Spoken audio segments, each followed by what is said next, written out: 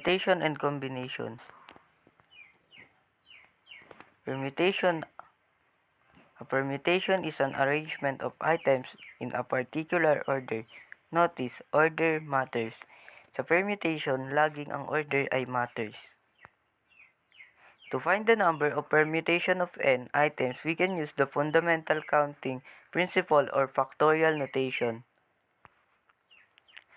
The number of ways to arrange the letter ABC.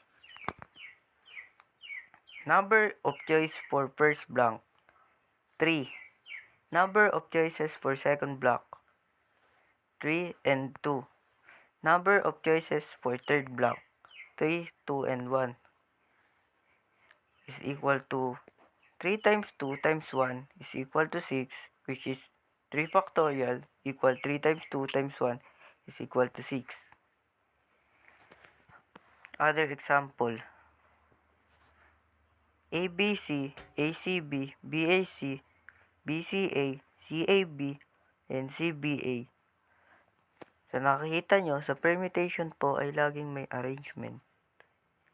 To find the number of permutation of n items chosen are at a time, you can use the formula. NPR equal n factorial over n minus r factorial. Example, 5p3 equal 5 factorials over 5 minus 3 factorials equal to 5 factorials over 2 factorials equal 5 times 4 times 3 is equal to 60. Practice. Ang combination lock will open when the right choice of 3 numbers from 1 to 30 exclusive selected. How many different lock combinations are possible assuming no number is repeated? Answer.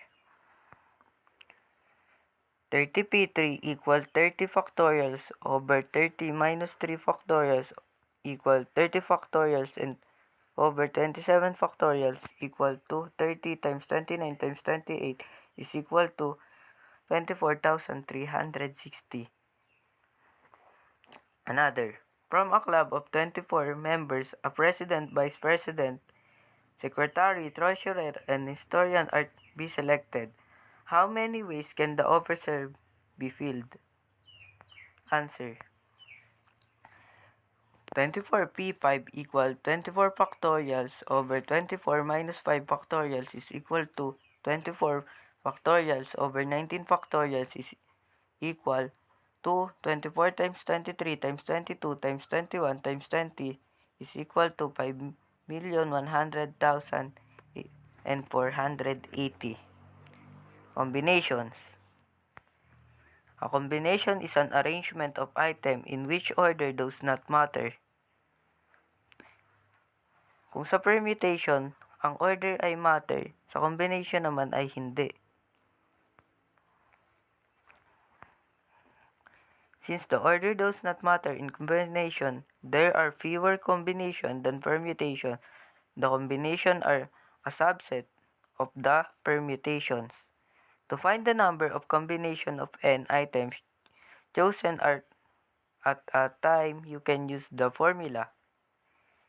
NCR equal n factorials over r factorials n minus r factorials.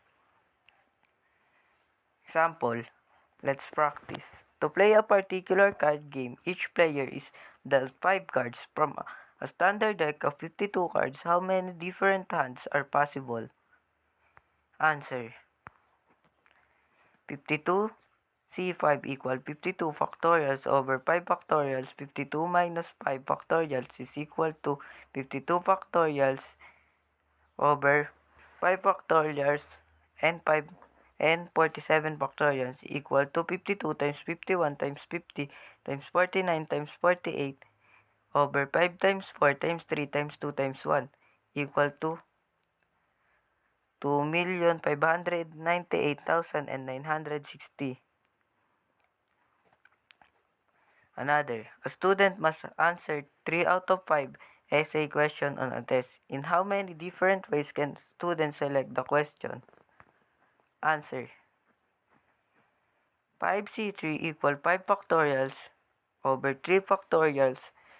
5 minus 3 factorials equal 5 factorials over 3 factorials and 2 factorials and equal to 5 times 4 over 2 times 1 equal 10. Example number 3. A basketball team consists of 2 centers, 5 forward, and 4 guards. In how many ways can the coach select a starting lineup of 1 center, 2 forwards, and 2 guards? Answer. Center. 2C1 equal 2 factorials over 1 factorials, and 1 factorials is equal to 2. So forwards is 5C2 equal 5 factorials over 2 factorials and 3 factorials equal 5 times 4 over 2 times 1 is equal to 10. And guards is 4C2 equal 4 factorials and 2 factorials equal 4 times 3 over 2 times 1 is equal to 6. 2C1 times 5C2 times 4C2. Thus, the number of ways select the starting lineup is 2 times 10 times is equal to 120. That's all. Thank you for listening.